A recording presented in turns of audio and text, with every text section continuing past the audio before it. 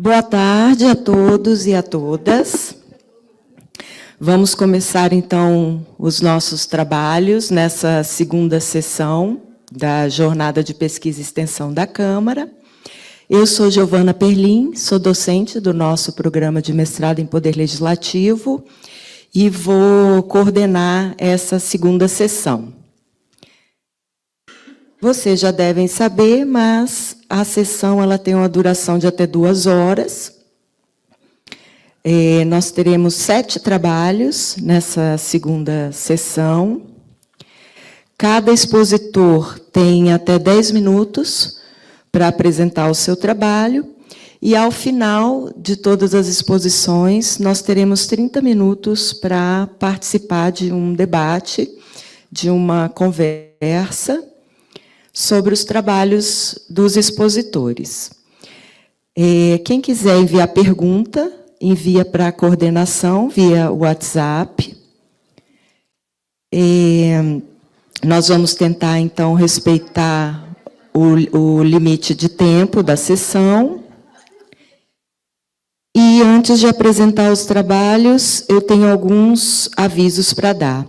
Esse evento está sendo transmitido em tempo real pelo canal do YouTube da Escola da Câmara e permanece disponível para visualizações futuras. Como eu já falei, as perguntas podem ser feitas pelo WhatsApp e vocês têm o QR Code atrás das poltronas e também na descrição do vídeo.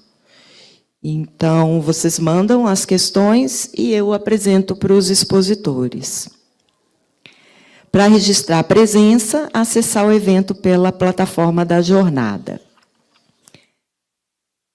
Nessa sessão, o tema é Comunicação e Educação Política. Serão apresentados os seguintes trabalhos nessa ordem. O primeiro é Meio e Mensagem, Redes Sociais e Comunicação Pública. A expositora será Ana Marúzia Pinheiro Lima, e nós teremos a presença dela aqui. O segundo trabalho é Conhecer para Conquistar, esforços da Rádio Câmara para aumentar o alcance de seu conteúdo. Será apresentado pela Verônica Lima Nogueira Silva, também será presencial. O terceiro trabalho será 19 anos de plenarinho, inovação a serviço das crianças e adolescentes. Será apresentado pelo Sérgio Fernandes Sena Pires e será apresentado pelo Zoom. O quarto trabalho será Infraestrutura Digital e Direito à Educação. Análise da produção legislativa do Congresso Nacional de 2020 e 2021. Será apresentado pelo Francisco Cavalcante de Souza e será presencial. O sexto trabalho será Gestão da Comunicação em Organizações Públicas, um estudo de caso da Assembleia Legislativa de Mato Grosso do Sul. Será apresentado pela Evelyn Delgado Abelha e será presencial. O sexto trabalho será Conquistando Corações e Mentes, o papel das emoções na comunicação eleitoral brasileira. Será apresentado pela Mirela Soares França, será presencial. Finalmente, o sétimo trabalho, Comunicação nos Gabinetes Parlamentares Locais. Um estudo sobre a estrutura e as estratégias dos mandatos na Câmara Municipal de Curitiba. Será apresentado pela Paula Andressa de Oliveira e será pelo Zoom. Então, eu gostaria de chamar a Ana Marúzia para apresentar para colocar a sua exposição. 10 minutos, Ana.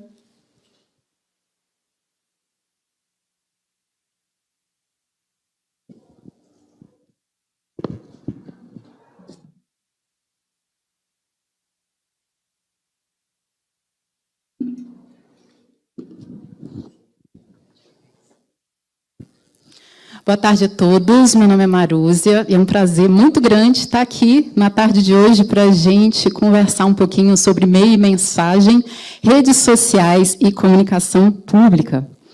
E eu quero começar aqui, dia 8 de janeiro de 2023, quando pessoas invadiram e depredaram os palácios dos poderes aqui em Brasília. Nessa ocasião, a Câmara dos Deputados publicou um vídeo na sua conta oficial do TikTok, falando sobre a restauração da escultura bailarina que tinha sido danificada. E a escolha foi para uma linguagem bem acessível e uma linguagem humana, mostrando o lado humano disso que foi tão grave para a democracia brasileira. Poucos dias depois, no mesmo canal do TikTok, a Câmara fez um vídeo sobre o painel de origamis. Não estava relacionado ao 8 de janeiro. Nessas mesmas datas, a Câmara replicou exatamente os mesmos vídeos no Instagram, também na sua conta oficial, e a repercussão foi muito, muito diferente. E aí, gente, não tem como não se lembrar de Marshall McLuhan, quando ele falou a célebre frase, o meio é a mensagem. Como é que pode o mesmo vídeo, o mesmo conteúdo, no mesmo contexto, ter repercussões tão diferentes em redes sociais diferentes? E a minha proposta hoje é fazer esse diálogo. O diálogo da obra de McLuhan, os conceitos da comunicação pública, especialmente no Brasil, e falar um pouquinho também sobre as redes sociais, em específico Instagram e TikTok. Vamos começar com McLuhan. Para entender o que ele quis dizer, o meio é a mensagem, é preciso entender quais são as definições que ele dá para cada uma dessas palavras. E, por meio, McLuhan vai entender qualquer tecnologia que seja uma extensão do homem, inclusive a energia elétrica. Para ele é um meio.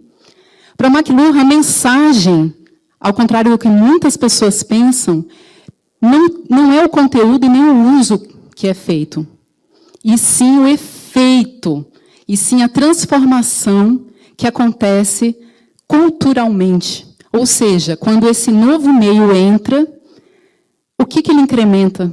O que ele torna obsoleto? O que ele recupera que foi obsoleto antes? E o que se transforma, em que esse meio se transforma quando ele é levado ao limite? Isso é bastante interessante, porque quando as pessoas pensam, o meio é a mensagem, o meio não é o conteúdo. McLuhan não entende mensagem como conteúdo. McLuhan entende mensagem como uma transformação que acontece nas pessoas. Comunicação pública, eu trouxe aqui alguns conceitos. A comunicação pública no Brasil deve muito a esse pesquisador francês, Pierre Zemmour. E ele vai falar que a comunicação pública é aquela de interesse geral, coletivo e público. A Heloísa Matos, em 2009, vai falar que a comunicação pública é aquela que permite as interações entre Estado e sociedade. O Duarte, Jorge Duarte, também no mesmo ano, vai dizer que o fundamental é o foco no cidadão. E o ponto comum que a gente vai encontrar em vários autores é a participação efetiva e bem informada do cidadão. E é necessário, então, Lidic e o Kurtnov vão falar que é necessário, para ter comunicação pública, que você tenha alguma maneira de você aferir a satisfação desses cidadãos. Aferir a qualidade do serviço que é prestado, aferir a satisfação desse cidadão. Como é que McLuhan e comunicação pública vão dialogar? Os dois são normativos.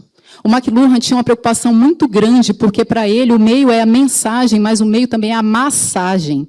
Ou seja, massageia a cabeça das pessoas e leva elas a um estado de torpor. Como é que a gente faz para libertar as pessoas desse torpor? E a comunicação pública é normativa também, porque ela, exatamente por utilizar recursos públicos, precisa ser protegida contra desvirtuamentos.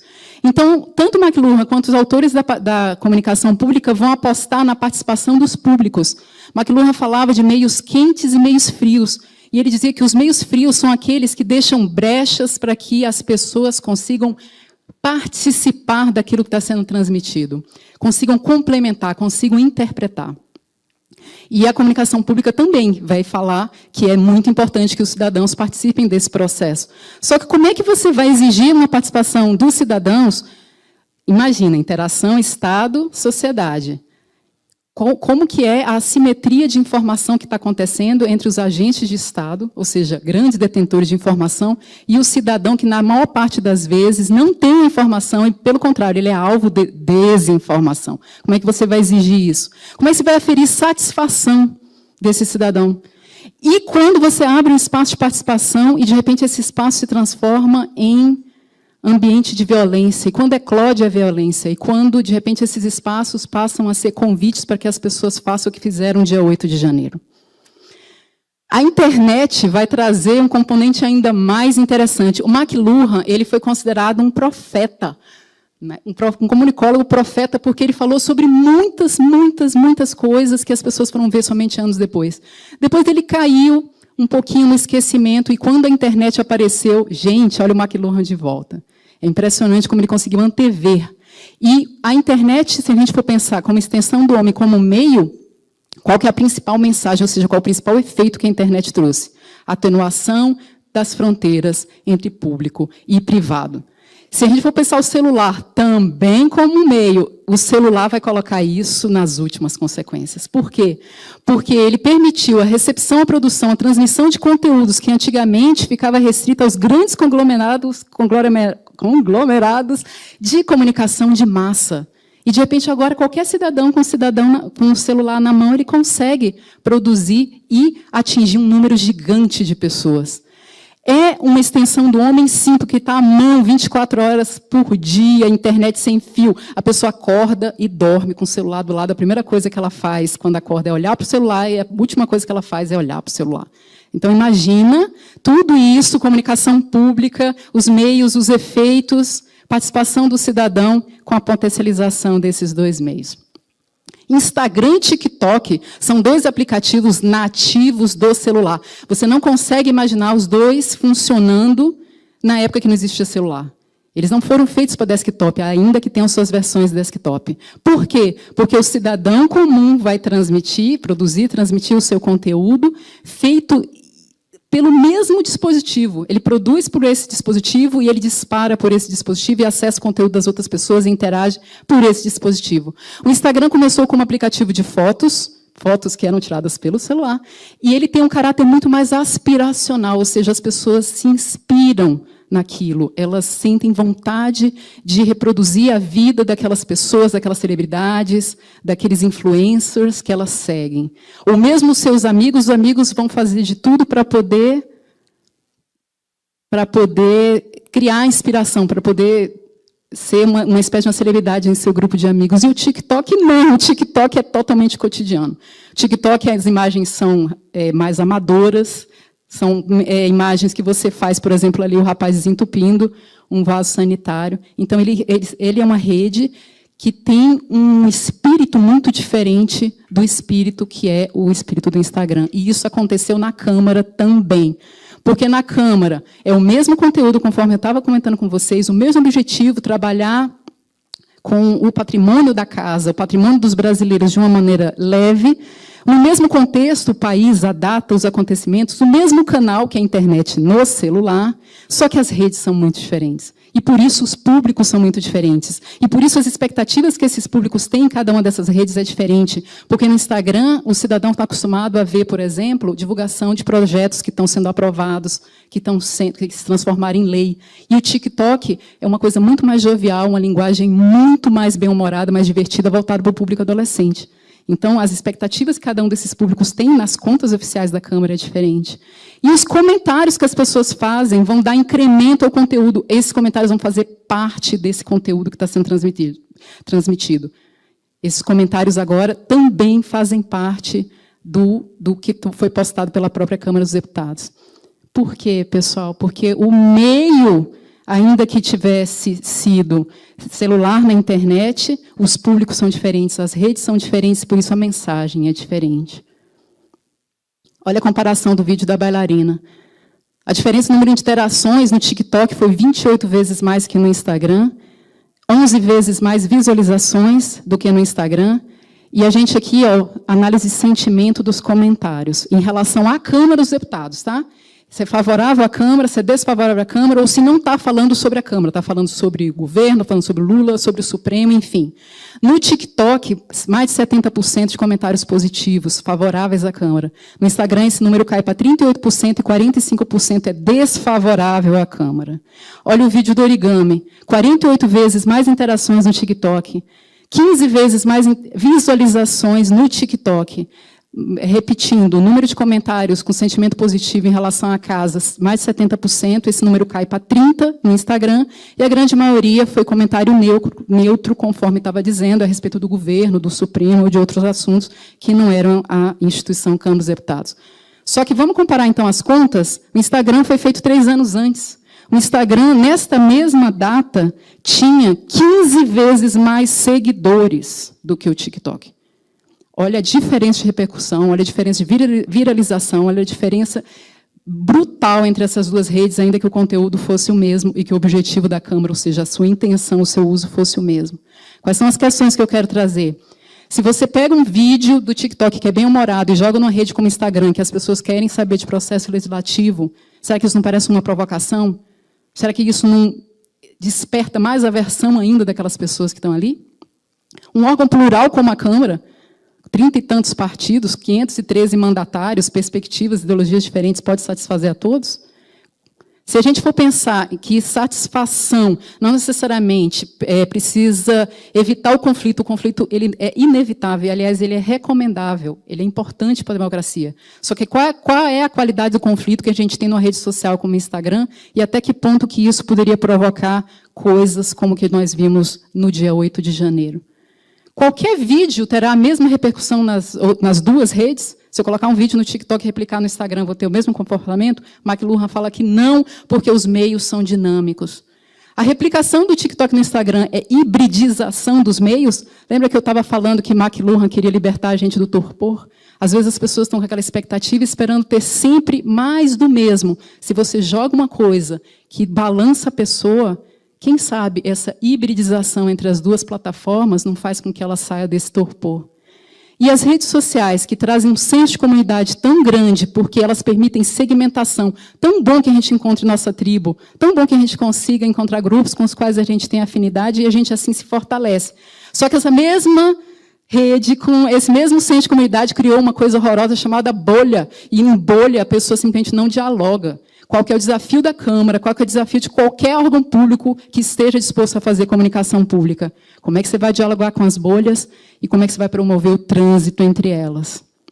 Aqui nós temos o QR Code dos 2 vídeos no TikTok. Aproveita, curte, segue o canal e é um prazer muito grande estar com vocês. Muito obrigada. Alô, alô. Alô. Obrigada, Ana Marúzia. Agora vou chamar a Verônica Lima para fazer a sua exposição sobre o trabalho Conhecer para Conquistar, esforços da Rádio Câmara para aumentar o alcance do seu conteúdo.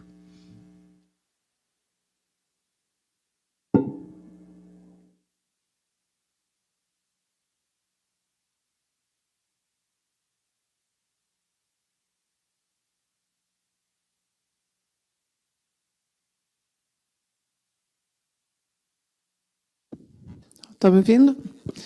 Sou repórter da Câmara e também sou responsável pelo que a gente chama de radioagência. O que é a radioagência? São as mais de 1000 rádios do Brasil inteiro que replicam o conteúdo da Câmara. Então, tudo que a gente faz, toda a programação, vai para o nosso site, essas rádios pegam e utilizam para complementar a sua programação. Isso é o que a gente chama de radioagência. Desde dezembro de 2020 que eu estou nesse esforço, que eu estou chamando de Conhecer para Conquistar, por quê? É um dos públicos da Rádio Câmara, né? Quando a gente pensa na Rádio Câmara FM aqui, aí vem sempre aquela história, né? Para deslegitimar o nosso trabalho, que é ninguém escuta. Escuta, e escuta principalmente por meio dessas rádios. A gente fez um evento presencial aqui no final do ano passado, uma pessoa pediu a palavra para falar que ela estava no interior da Paraíba, escutando o conteúdo da Rádio Câmara por meio de uma rádio parceira. Então, tem um valor de transparência essencial, porque um dos conceitos de transparência não é só você mostrar, é fazer chegar para o maior número de pessoas e com linguagem clara e acessível. Então, esse esforço de conhecer essas rádios para que cada vez mais rádios usem esse conteúdo, em mais lugares do Brasil, a gente está fazendo transparência em relação ao conteúdo da Câmara dos Deputados.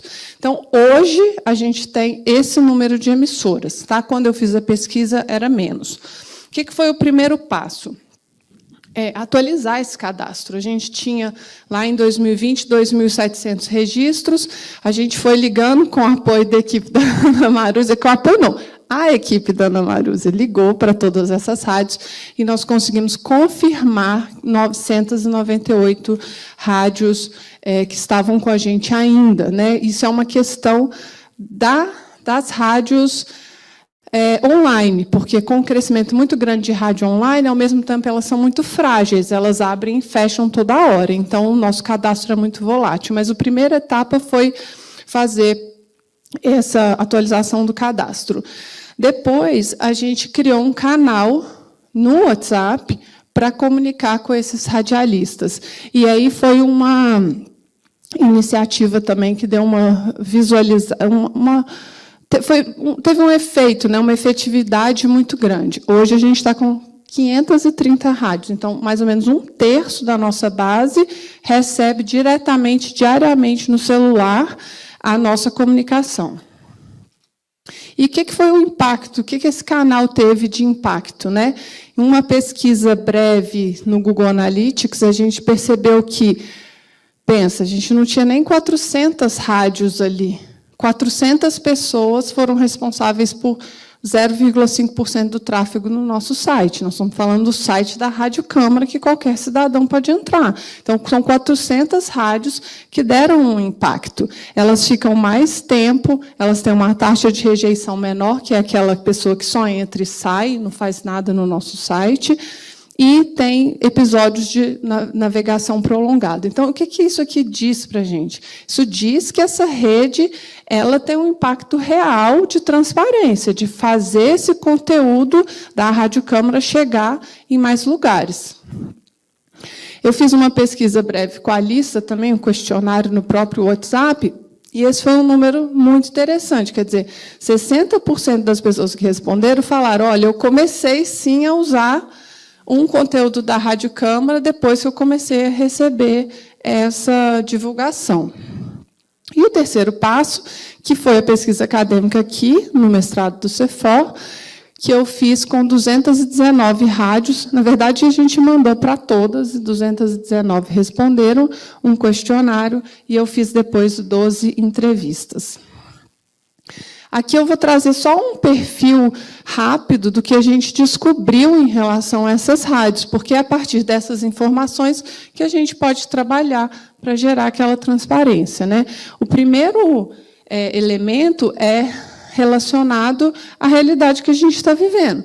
Lá atrás, você só tinha rádios analógicas utilizando o nosso material, a gente mandava o CD pelo correio. Agora, não, você tem 40%, foi um crescimento de 3% para 40% de rádios web. Então, hoje a gente tem o azul, são as rádios analógicas, a AM, FM, o vermelho são as rádios web, e a gente vê que está praticamente igual aí a representatividade na base. Aqui, esse quadro, o que ele tem de interessante é o seguinte: lá atrás, em 2012, as rádios usavam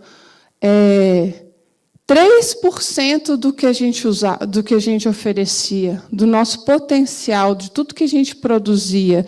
Isso passou para 21%, né? Muito em função desse trabalho que a gente tenta fazer de conhecer a radioagência e divulgar o conteúdo para elas, né? Se eu vou passar depois, espera aí, como é que eu faço aqui? Como é que eu volto? Pulei. Enfim. Isso aqui é um pouquinho do perfil das analógicas e das online. Como que eu volto? Isso, Uma coisa que é interessante, que depois gerou um outro artigo, que também fala muito da realidade que a gente está vivendo, porque é preciso ter muito cuidado em relação à tecnologia, para a gente não embarcar na ideia de que a tecnologia muda tudo e deixa o analógico para trás, que a gente tem uma distribuição muito interessante das rádios em relação aos municípios. Então, você tem aqui, esse número é 44, esse número também é 44. São cidades de até 20 mil habitantes e cidade de mais de 200 mil habitantes. Então, isso aqui mostra para a gente que a gente está chegando lá no Rincão, mas a gente também está chegando em Campinas, a gente também está chegando em Ribeirão Preto, a gente também está chegando em Campina Grande, em grandes centros metropolitanos com uma população que tem um outro perfil, essa distribuição é equilibrada. E o outro artigo que eu fiz para explorar isso foi pegar cidades de até 50 mil habitantes e perceber que a maior quantidade de rádios nessas cidades é analógica, e essas cidades têm baixo IDH, têm baixo PIB. Então, o rádio analógico tem uma relevância muito grande no Brasil ainda hoje. Então, é sempre ter cuidado ao embarcar na ideia de que a tecnologia muda tudo, a gente lembrar que a gente vive no Brasil. Então, esse que é o dado que mais da metade está em municípios das rádios analógicas, está em municípios com até 50 mil habitantes. E o perfil das rádios online, ele é um perfil que eu chamo de a rádio do eu sozinho. São pessoas, ao contrário do que também a gente pode imaginar, que você vai encontrar o jovem nativo digital com a sua rádio web, é o contrário disso. É a pessoa que tem mais de 40 anos, que trabalha com outras coisas, ou com rádio, metade trabalha com outras coisas, metade com rádio, mas que encontrou tempo e dinheiro para fazer o seu próprio rádio. E a rádio web favorece isso de uma forma muito interessante. Não dá também para a gente falar, uau, a democratização, todo mundo agora pode ter uma rádio, todo mundo pode ter acesso ao microfone. Não é nem lá, nem cá. Existe uma abertura, existe uma democratização, existe uma possibilidade de outras vozes participarem desse debate público, mas também não é essa coisa maravilhosa, porque a gente sabe que até mesmo nos aplicativos mais modernos você tem concentração financeira e econômica, né? E, por fim, o uso do conteúdo da Rádio Câmara pelas rádios online e pelas rádios FM. Isso é para a gente ter uma ideia de o que elas estão usando, né? É bem parecido, mas você tem, entre as AM, as analógicas, um perfil mais jornalístico, elas são mais consolidadas, elas estão há mais tempo no mercado, as rádios online, elas são essa aventura, vamos dizer assim, que às vezes dá certo e às vezes não dá certo. Elas são mais musicais, mais culturais, e as rádios AM, FM, elas são mais jornalísticas. E o último dado que vale a pena mencionar é o interesse pela política, né? A gente está acostumado a só falar mal da política, a imagem da Câmara, né? A gente sempre vê que, no senso comum, é uma imagem prejudicada, mas essas rádios, elas estão buscando a política, elas estão buscando informar o seu ouvinte em relação ao que acontece na Câmara dos Deputados. Então, a oferta de produtos prontos, ela é gigantesca. Então, essas rádios que estão chegando aqui, elas têm um interesse que é o nosso interesse, de informar o cidadão em relação ao que a Câmara dos Deputados está fazendo. Então, a conclusão da pesquisa é de que, sim, estamos no caminho certo ao investir nas rádios parceiras, e, sim, por meio delas a gente vai conseguir ampliar a nossa transparência. Obrigada. Obrigada, Verônica. Vamos passar, então, para o terceiro expositor, que é o Sérgio. Ele vem pelo Zoom, e o trabalho dele, 19 anos de plenarinho, inovação a serviço das crianças e adolescentes. Sérgio já está aí?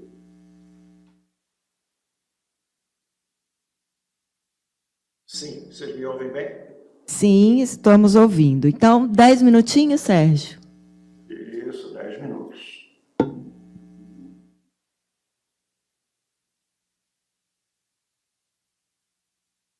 Muito bem, a nossa apresentação, vou trazer essa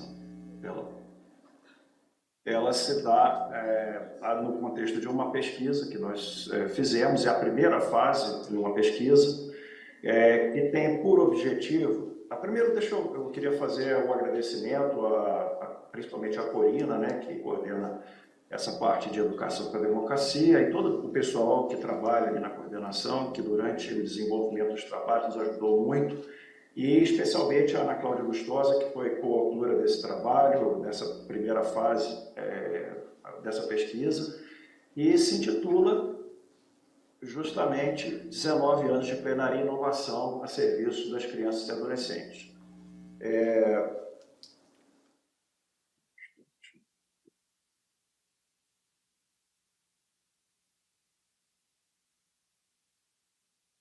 O objetivo central nosso, né, e como eu falei, essa é só a primeira fase, é uma fase mais teórica, por isso que eu vou apresentar de uma forma bem rápida, era fazer uma reflexão teórica sobre o desenvolvimento das crianças e adolescentes com esse contexto de uma educação para a democracia, sob o ponto de vista de uma educação socioemocional.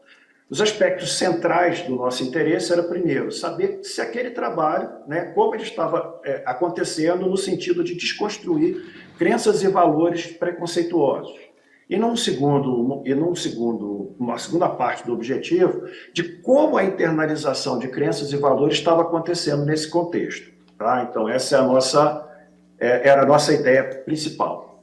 Ou seja, como se promovia a visibilidade infanto-juvenil pela educação socioemocional para a democracia. Tá? Então, esse é o objetivo, é a minha especialidade no campo da psicologia. Eu sou psicólogo, né? Sou consultor legislativo da casa e psicólogo.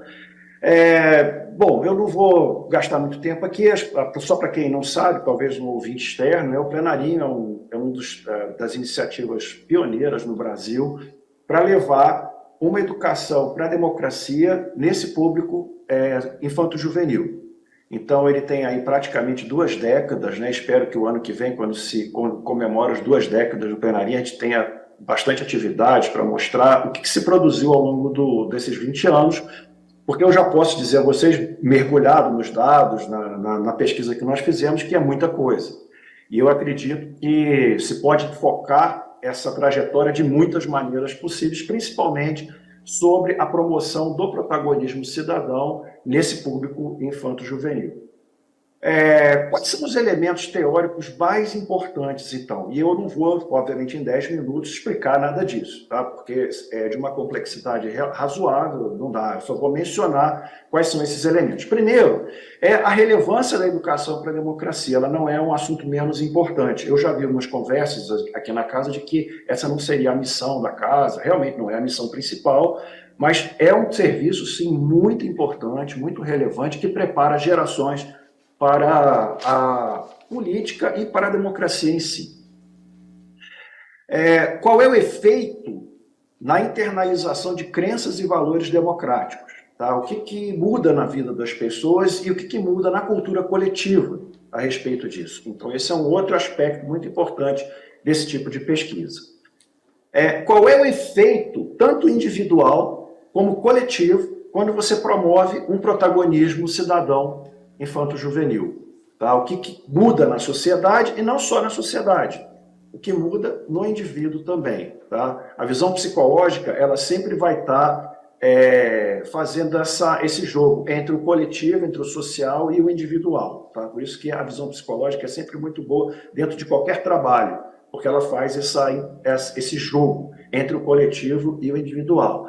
E, principalmente, como é que esse set de atividades e como é que tudo isso, que é promovido por iniciativas como o Plenarinho, existem outras, né? Mas elas colaboram para o desenvolvimento de autonomia e de autorreflexão, que são 2 capacidades psicológicas das mais importantes numa sociedade onde as pessoas querem ter uma certa liberdade. Livres nós nunca somos, né? Mas onde você quer ter a menor quantidade de limitadores possíveis.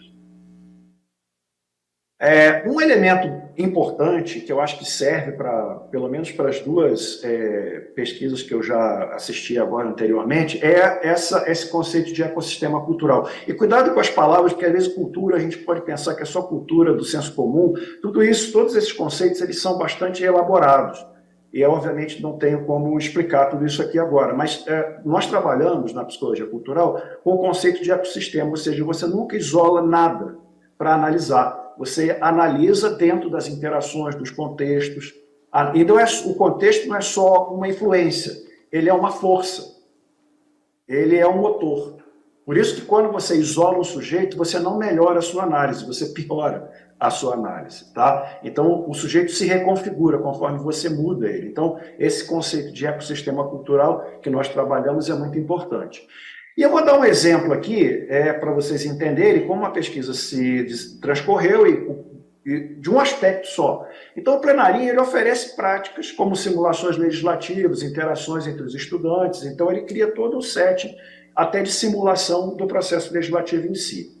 Essas práticas fazem com que aquelas crianças e adolescentes tomem decisões e tentem simular, inclusive, eu não sei se vocês já perceberam, elas simulam até o comportamento, acho que elas assistem a TV Câmara, elas simulam todo aquele comportamento do adulto, inclusive. Tá? Isso nem sempre é positivo, mas é um dado que a gente tem. Tá? A partir dessas experiências, essas capacidades psicológicas são desenvolvidas pelas atividades. Entende? Como, por exemplo, de distanciamento, que é a capacidade que a gente tem de se ver em terceira pessoa, de analisar o nosso próprio comportamento. Esse distanciamento, né, permite uma certa, dependendo do sujeito, é lógico, da maturidade, do desenvolvimento dele, ele tem uma visão crítica dele mesmo e dos outros, e a partir daí cria-se condições dele agir de forma mais autônoma. Isso, por exemplo, é um dos efeitos mais esperados de uma educação qualquer que seja, né? É que as pessoas sejam autônomas, elas tenham capacidade de se olhar e olhar os outros. Quais são, então, as considerações que eu posso fazer a partir disso que eu apresentei? A primeira é que essas atividades têm tido um impacto duradouro. Isso é muito importante, tá? Para que a gente entenda essa questão da educação para a democracia. Ao longo desses 19 anos de existência, talvez para 2 décadas, né, ele passou por várias fases, as atividades vêm sendo aperfeiçoadas, nós temos, inclusive, no desenvolvimento dessa pesquisa, outras fases onde a gente vai ver as personagens, qual é o efeito das personagens, qual é o efeito nas próprias pessoas que criam o conteúdo. Então, essa pesquisa é um pouco mais longa e ela tenta ver todo esse ecossistema que se criou para a educação, para a democracia, né, no contexto do Plenarinho. Então, esse impacto duradouro. A outra consideração que eu quero fazer é que ele é importantíssimo como uma prática, como um conjunto de práticas coletivas para a internalização de valores democráticos. Eu também vi, ao longo da apresentação da Maruza, ela tocar um pouco nisso. O processo de internalização é o seguinte: nós não absorvemos, nós não somos uma esponja psicológica. Nós, quando internalizamos um conteúdo simbólico, nós fazemos uma versão, nós criamos uma versão. É por isso que, por exemplo, você pode ter 2 pessoas numa família sujeitas às mesmas crenças e valores, a mesma conversa, as mesmas narrativas e as mesmas práticas coletivas daquela família serem completamente diferentes, inclusive o oposto. É porque no processo de internalização nós temos liberdade de modificar aquele conteúdo simbólico e criarmos o nosso próprio conteúdo, que então vai para a nossa memória, ele passa pela nossa percepção, e cada vez esse conteúdo pode se diferenciar, inclusive, mais e mais. Por isso que esse tipo de atividade, esse tipo de programa é muito importante, tá? Então, no que diz respeito à internalização de crenças e valores. Só para vocês entenderem, crença, ele tem muito a ver com preconceito, é uma premissa que se entrelaça com emoções. Essa premissa não precisa ter necessariamente nenhum tipo de sustentação em fatos, em evidências. É por isso que você não pode... você não consegue, às vezes, convencer um torcedor fanático de um clube que aquele clube não é o melhor. É por causa disso, aquilo é uma crença. E como ela está entrelaçada nas emoções, você pode discutir o tempo que você quiser, porque o problema não é cognitivo, o problema é emocional. Enquanto você não mexe no núcleo emocional da crença, você não desconstrói aquilo ali. É simples assim. Você diz, pô, mas é simples assim. O difícil é fazer isso acontecer depois que a crença se estabelece. Tá? Uma consideração também que eu quero fazer é a preparação para o futuro, ou seja, esse trabalho ele vem preparando, ele vem oferecendo atividades que promovem crenças e valores democráticos para várias gerações. Então, isso aqui é muito importante, nós pretendemos fazer um aprofundamento, principalmente disso aí, por meio da interlocução com os sujeitos. E um legado de inovação. Tá? Esse aqui é uma coisa importante, ou seja, a partir dessa experiência, muitas outras foram sendo criadas no país. E isso aqui é uma coisa importante, também merece um estudo de ver qual é o impacto de quando você é o pioneiro em um determinado tipo de educação socioemocional. Esse QR Code que apareceu é justamente um texto que é mais extenso, é um texto de 21 páginas que explica esses conceitos, que tenta fazer com que isso fique muito mais claro do que uma apresentação de 10 minutos. Eu queria agradecer, espero ter atingido o objetivo, foi simplesmente mostrar os aspectos principais desse estudo, acho que nem usei os 10 minutos, e aí, então está o QR Code mais um pouquinho para vocês poderem acessar um texto explicativo mais extenso já sobre essa pesquisa. Muito obrigado e vamos assistir às próximas. Obrigada, Sérgio. Você usou exatamente os 10 minutos. Eu sou uma pessoa disciplinada e já estou acostumado a fazer apresentações, então fica fácil. Tá bom. Obrigada. Obrigado. Então, vamos chamar o próximo trabalho. O expositor é o Francisco, e o trabalho é Infraestrutura Digital e Direito à Educação. Análise da produção legislativa do Congresso Nacional 2020-2021.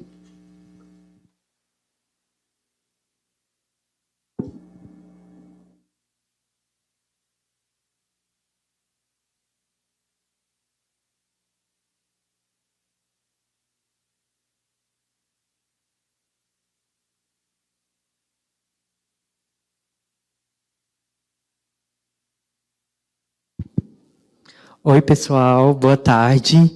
Estou muito feliz de estar aqui hoje. Eu venho lá do Ceará, então, para mim é uma grande alegria estar aqui, trocando essas ideias com todos vocês e também assistir a trabalhos tão brilhantes como os que foram apresentados. Hoje eu vim falar com vocês sobre um tema que é discutido no Legal Grounds Institute, que é o instituto de pesquisa no qual estou vinculado, e também no Observatório de Direito à Educação da Universidade de São Paulo, em que eu coordeno. Nesse debate, nós conseguimos uma interseção para analisar em específico como se deu o processo de garantia de infraestrutura digital e, consequentemente, do direito à educação no contexto de pandemia de Covid-19. Então, a nossa proposta inicial foi entender como se deu esse debate no Parlamento brasileiro a partir da análise da produção normativa no Congresso Nacional no primeiro ano de pandemia. Então, no geral, o nosso objetivo era entender se o nosso parlamento, ele de fato garantiu a infraestrutura digital necessária para a educação de crianças e jovens brasileiros. O trabalho é de minha autoria, Francisco Cavalcante, e também da Enia Costa, que é do Observatório de Educação da USP. Aqui, então, obrigado.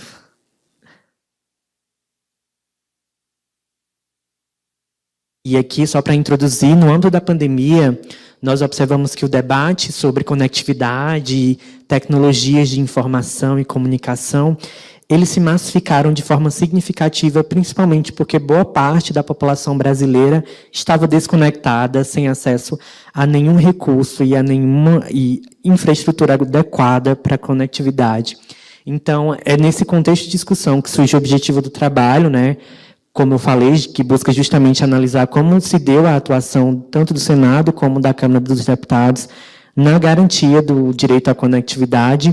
E nós fizemos o recorte para o ensino remoto emergencial, que foi a metodologia utilizada na educação durante esse período, com o objetivo de também identificar como os parlamentares eles estavam pautando esse tema no Congresso. E aí, só para explicar um pouco o nosso caráter metodológico, nós definimos essa questão de pesquisa que eu mencionei, e como caráter metodológico, nós utilizamos de uma pesquisa quali quantitativa, então é um estudo empírico, por isso eu estou fazendo a utilização do slide também para apresentar alguns números. E, no geral, nós criamos um banco de dados que está disponível, que fala com mais de 40 projetos de lei do Congresso Nacional no tema de direito à educação na pandemia, então é um bom repositório. E nesse trabalho nós pegamos em específico os PLs que tratavam sobre infraestrutura digital. E aí nós definimos o primeiro ano da pandemia como o recorte temporal. E aqui foi a metodologia que nós utilizamos nos buscadores das duas casas legislativas, né, para quem quiser replicar o método que nós utilizamos, também está disponível num trabalho. E só indo mais para a parte de conclusão e resultados, nós trazemos aqui os principais temas e conteúdos normativos que foram elencados nos PLs que nós analisamos, né? O que foi pautado, primeiro, foi o uso de tecnologias da informação e comunicação, a implementação de adequações dos imóveis escolares para as atividades de ensino remoto, investimento em microinfraestrutura e conectividade, estratégias e meios alternativos de ensino remoto, e, por último, os princípios e diretrizes de ações preventivas para retornar o ensino remoto, ao ensino presencial, perdão. E os nossos resultados, que bastante nos chocou, foi que apenas 9 PLs, durante todo esse ano, o primeiro ano da pandemia, onde muitas crianças e adolescentes estavam sem acesso, apenas 9 PLs foram propostos pelos parlamentares, tanto no Senado quanto na Câmara, né? E a expectativa é que os parlamentares estivessem mais engajados nessa pauta, não só pela conectividade, mas também pela a condição base para o direito à educação durante a pandemia, que era o acesso à internet. E aí nós temos os principais pontos que foram discutidos, que eu vou trazer mais aqui, né? Quais foram os principais PLs. Dentro desse contexto, nós tivemos 2 grandes grupos. O grupo dos PLs sobre infraestrutura digital na educação, e mais à frente nós também tivemos o grupo dos PLs que tinha interseções entre a conectividade, a infraestrutura digital, também com a infraestrutura física. Então, esses PLs que foram propostos no ano de 2021, só aproximar aqui um pouco, no caso desse primeiro, ele tratava da obrigatoriedade do envio de material didático por meios eletrônicos. Esse segundo, ele trazia a obrigatoriedade de cessão de direitos de horários pelas emissoras de radiodifusão para a veiculação de aulas para crianças que não tinham acesso à internet. Esse terceiro buscou as substituições de avaliações presenciais por aulas por meios em recursos digitais. Muito se usou o Google formulários dos Googles, né, para avaliação, então esse projeto surgiu nesse contexto. E nesse primeiro grupo, o quarto PL, ele tratou sobre a previsão de utilização de tecnologias EAD deveriam seguir obrigatoriamente a Lei Geral de Proteção de Dados. No segundo grupo, que eu mencionei, né, que as interseções entre a infraestrutura física e a digital na educação, nós tivemos 4 propostas que vão desde apoio na implementação de adequações na microinfraestrutura das escolas, a oferecimento de meios e recursos tecnológicos alternativos de continuidade das aulas. E esse daqui que tratou sobre a substituição na modalidade de ensino remoto emergencial. E só para concluir, eu não estou acompanhando o meu tempo, eu trouxe os principais pontos para reflexão, que envolve também o tema desse seminário, né, que é Parlamento e Inovação. O primeiro deles... então tem um tempo. O primeiro deles diz respeito à quantidade, né? Como eu falei, apenas 9 PLs foram propostos, tanto na Câmara como no Senado, no tema da infraestrutura, o que nos convida a refletir de forma crítica, né, sobre o papel que as medidas e as propostas de infraestrutura digital elas tinham nesse contexto de pesquisa, nesse recorte temporal. Então, fica aqui a reflexão. Convido vocês também, a partir desse contexto, refletirem. O Congresso Nacional buscou meios para garantir a infraestrutura digital. O segundo ponto que merece atenção é acerca do tema do Congresso, Parlamento e Inovação, uma vez que o contexto de calamidade pública, com a consequente utilização do ensino remoto emergencial, ele exigiu que o Congresso Nacional ele repensasse medidas inovadoras para a garantia do direito à educação, porque naquele contexto não existiam muitas normas, né? Foi uma medida excepcional, foi um contexto de urgência. Então, o próprio parlamento teve que se adequar e buscar medidas e também garantir formas de execução de políticas públicas naquele contexto de digitalização. Então, por meio dessa pesquisa, a gente também constatou essa necessidade de repensar esse papel do parlamento enquanto um garantidor de direitos também no âmbito digital, no contexto de calamidade pública. E, em consequência, com essa utilização e com essa atuação do Congresso, a gente poderia ter o fortalecimento do direito à educação num contexto muito específico e bastante devastador para todos nós, que foi a pandemia. E o último ponto que toca bastante no papel da regulação, qual deve ser o papel do parlamento na regulação da infraestrutura nesse contexto, é que o parlamento ele deve buscar sempre o equilíbrio entre a inovação econômica, social e cultural e a salvaguarda dos direitos de todos os atores envolvidos, especialmente sujeitos mais vulneráveis, como é o caso de crianças e adolescentes, né? Então, a partir desse projeto, nós já tivemos outras publicações em específico em que nós analisamos como se deu a utilização descontinuada de programas educacionais de conectividade, né, que foi durante o governo que nós tivemos anteriormente, nós percebemos também um certo atraso e uma letargia na execução desses programas, que, em consequência, culminaram com uma letargia também no Congresso Nacional. Então, eu agradeço a escuta de todos, convido a todos também para acompanharem o nosso trabalho no Legal Grounds e acessarem a nossa base de dados com esses mais de 400 PLs sobre educação na pandemia. Então, muito obrigado. Obrigada, Francisco. Passo, então, para o 5º trabalho, chamando a Evelyn. O trabalho é Gestão da Comunicação e Organizações Públicas, um estudo de caso da Assembleia Legislativa de Mato Grosso do Sul.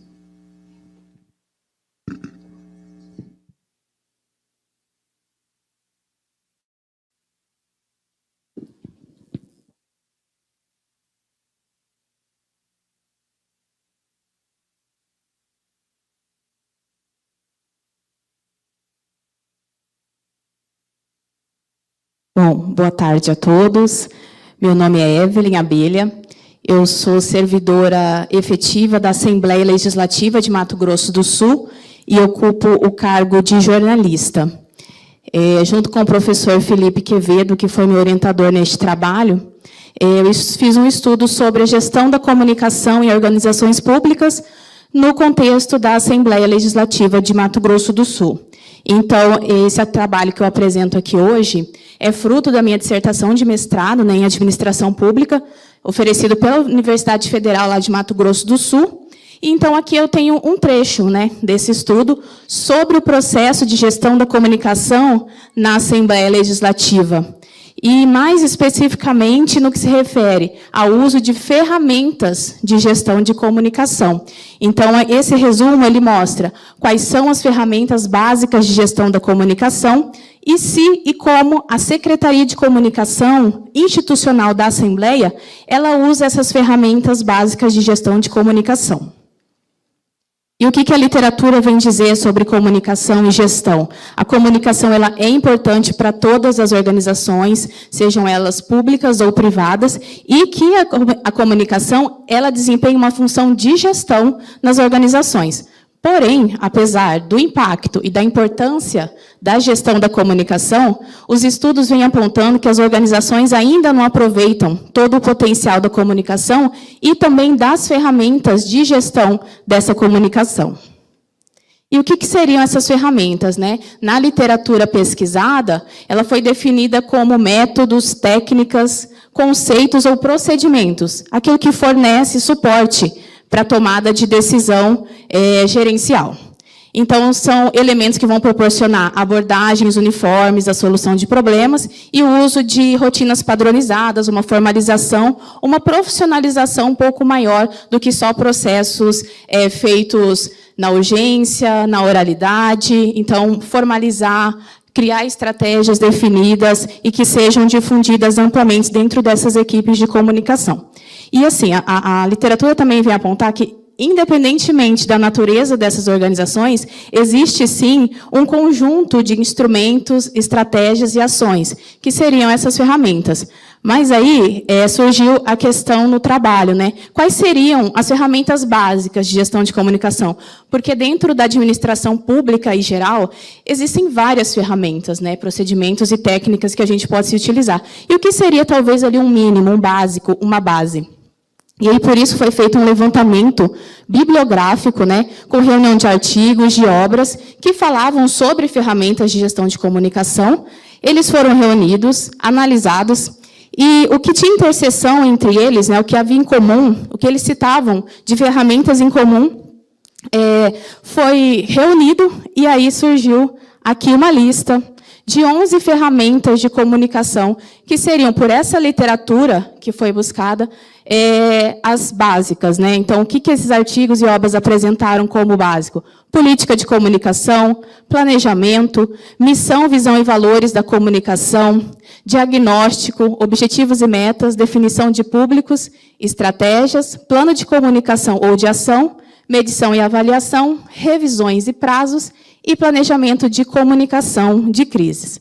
A partir dessa identificação, iniciou-se, então, o estudo de caso. Essas ferramentas elas foram utilizadas para se criar um questionário, né, de uma entrevista semi-estruturada para a coleta de dados junto aos gestores da Secretaria de Comunicação Institucional. Então, todos os gestores foram convidados a participar, porém, a Assembleia ela só permitiu que, dos 7 gestores, 3 respondessem à pesquisa. Então, tudo que está reunido na dissertação e neste trabalho refere-se a 3 gestores. E o objetivo dessa etapa, desse estudo de caso, foi identificar, né, se a Assembleia usa ou não essas ferramentas de gestão, a opinião e o nível de conhecimento dos gestores sobre essas ferramentas e os desafios para a gestão eficiente da comunicação no setor público, considerando as ferramentas. Também foi feita uma pesquisa documental de relatórios, regulamentos e legislações da Assembleia, e tudo isso passou por uma análise de conteúdo, né? Esse material mais as entrevistas, foi feita análise de conteúdo e depois uma triangulação com o que a literatura falou e com o que foi respondido e com o que tinha de documentos sobre ferramentas de gestão na Assembleia. Bom, passando aqui nos resultados e discussões, foi identificado que a Secretaria de Comunicação ela usa apenas 3 ferramentas dessas 11 que foram apresentadas, e ainda assim de forma bem limitada. No caso, uma das ferramentas é a medição de resultados. Ela é feita hoje por meio de relatórios publicados no site da Assembleia. Eles fazem essa medição por meio de Google Analytics, né, de acessos ao site, em sites de Instagram, Facebook. O que essas ferramentas, essas plataformas digitais, elas conseguem oferecer de dados sobre os acessos, sobre os conteúdos publicados. Então, você tem qual a matéria mais acessada, o post mais engajado, quantos produtos nós temos na TV Assembleia, quantos programetes nós lançamos na rádio. Enfim, é sobre isso a medição que é feita na Assembleia. Então, ele apresenta essas quantidades de produtos e publicações. Então, é uma ênfase mais na parte operacional, da produção mesmo, aquilo que está para o público, né? O público está vendo ali. Só que esses documentos, eles não demonstraram uma vinculação com indicadores, com objetivos, metas. Então, eles não apontaram se os resultados, esses resultados que a própria Assembleia apresenta, se eles refletem o que era esperado antes de você fazer essa comunicação para o público. Então, você não tem qual que era o objetivo antes disso, qual que era a meta, qual que era a política de comunicação por trás disso. E esse documento não foi apresentado. Por quê? Porque não é utilizado, não se faz uso dessa ferramenta. Sobre plano de ação e planejamento de comunicação. O planejamento é um pouco mais amplo, né? O plano vai ser ali a parte mais curto prazo, aquilo concreto. Essas ferramentas, elas são adotadas conforme a vontade e conhecimento de cada gestor. Então, cada gestor fala, eu faço um planejamento assim. O outro fala, não, eu não faço. Eu só falo ali na oralidade qual que são as pautas, qual que é o nosso objetivo ali para aquele mês, num curto prazo, e não se formaliza, não se utiliza muito dessas 2 ferramentas, apesar de que alguns apontaram que sim, que usam, mas é mais curto prazo. E também houve a predominância do uso de canais informais e orais de comunicação, que são muito importantes mesmo, porque a nossa comunicação ela é mais oral, porém, com conversas em pequenos grupos, mas há pouca formalização em documento expresso. Então, é difícil você conseguir que os 3 gestores avaliados, eles que foram entrevistados, eles falassem a mesma linguagem, porque a predominância é ali no oral. E o oral ele se perde, né? Quando você fala, ali no tempo, ele se perde. Então, não tinha formalização de muitas as estratégias, os objetivos, alguns conceitos que eles mesmos citaram. E essa não utilização de ferramentas evidenciou algumas fragilidades, né, nessa gestão da comunicação, como a ausência de grandes orientações que guiam a secretaria como um todo. Uma política de comunicação faz isso, ela abrange, no geral, uma missão, visão, valores, ela vai apontar, né, a direção, o norte. e, por isso, teve falta de alinhamento nos discursos dos gestores, a gente teve nos resultados até contradições, né, nas respostas. Os processos hoje estão mais afetos e sujeitos a decisões momentâneas, aquela coisa que é o urgente sempre está ali, né, você não consegue, talvez, planejar um pouquinho mais para não ter tantas situações de urgência, coisas que são urgentes hoje, mas poderiam ter sido programadas anteriormente. Muita ação com base apenas na experiência mesmo do gestor e iniciativas isoladas e fragmentadas de gestão da comunicação. Essas ferramentas de gestão, elas colocadas em prática, né, dentro desse contexto, elas podem colaborar para uma gestão mais eficiente, porque no serviço público o resultado está lá, existe um site, existe mídias sociais, existe uma TV, existe posts, enfim, tem a comunicação, mas o como ele importa, né? Porque a gente está falando de recurso público, a gente está falando de comunicação pública, ela é importante, não só para mostrar o que o órgão está fazendo, mas existe uma interação. Assim como a Marúzia definiu ali a comunicação pública, ela excede só o mostrar, só uma transparência, né? Tem muita democracia e cidadania envolvida aí. Então, as entrevistas mostraram que gestores, eles sim reconhecem a importância dessas ferramentas e que pretendiam, sim, adotá-las. Porém, eles veem desafios, e um deles, eles falam, o volume de tarefas diárias. Um setor de comunicação sempre é muito atribulado. Porém, aí eu fiz uma pergunta, mas aqui, né, uma pergunta retórica, não na entrevista em si. Mas se essas tarefas diárias são um problema, e são volumosas, talvez esses recursos, essas ferramentas não poderiam ajudar a gerir melhor essas tarefas diárias, esse volume? Talvez não estão se fazendo coisas a mais, ou estão investindo esforço em algo que talvez poderia tirar e investir em outro. E essas ferramentas ajudam muito, né, para responder, para trazer uma luz, clarificar. Então, os resultados mostraram que tem, sim, espaço para inovação, que auxilia a Secretaria de Comunicação a gerir melhor essas atividades, né, de maneira mais planejada e formalizada.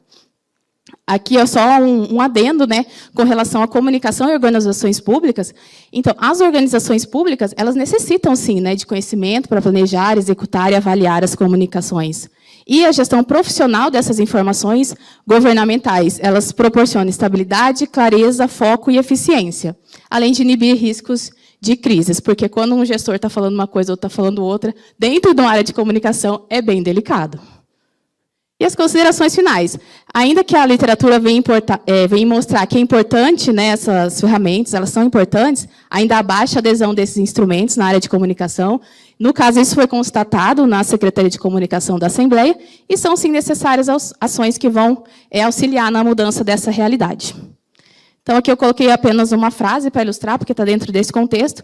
Não se gerencia o que não se mede. Não se mede o que não se define. Não se define o que não se entende. E não há sucesso no que não se gerencia. Do William Demme. Muito obrigada. Agradeço muito aqui a oportunidade oferecida pela Câmara através do CEFOR. Obrigada. Obrigada, Evelyn. Passamos agora para o sexto trabalho, o trabalho da Mirela. Conquistando corações e mentes, o papel das emoções na comunicação eleitoral brasileira.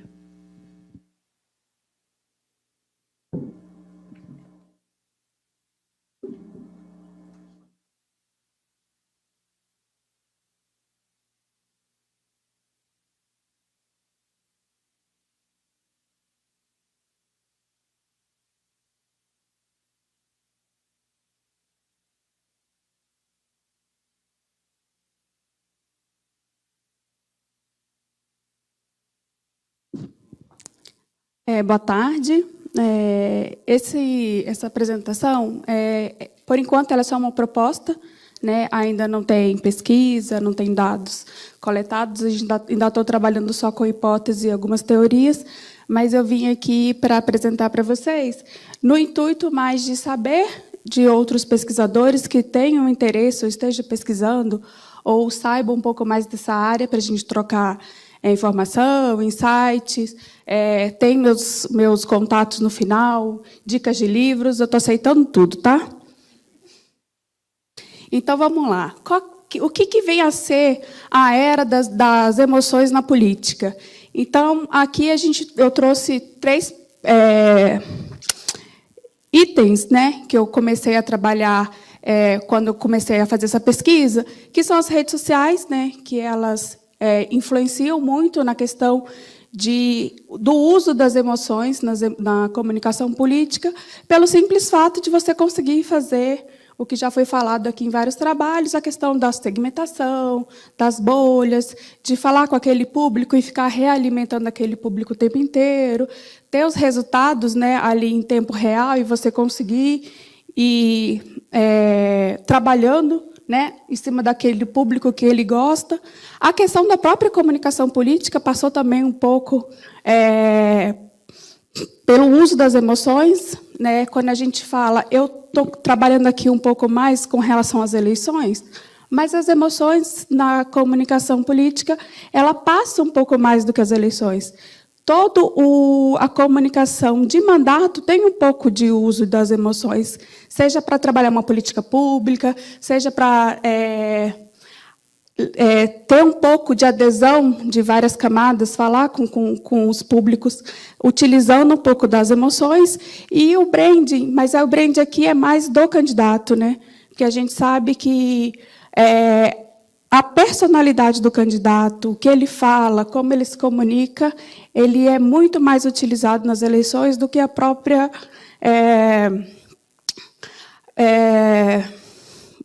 a ideologia política, né, a construção dele de etapas, né, do que ele vai fazer quando ele for eleito. A personalidade do político ele tem muito mais, evoca as emoções muito mais nesse contexto.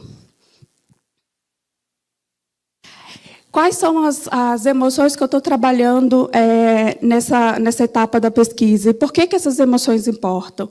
Tem sido muito utilizado, né, a raiva, o medo, a esperança, o ressentimento, a dúvida, né? Só o fato de você gerar uma dúvida com relação a uma questão, ela pode trazer você para o meu lado ou para o outro lado, né? Pode fazer com que famílias, né, briguem, né, no almoço de domingo.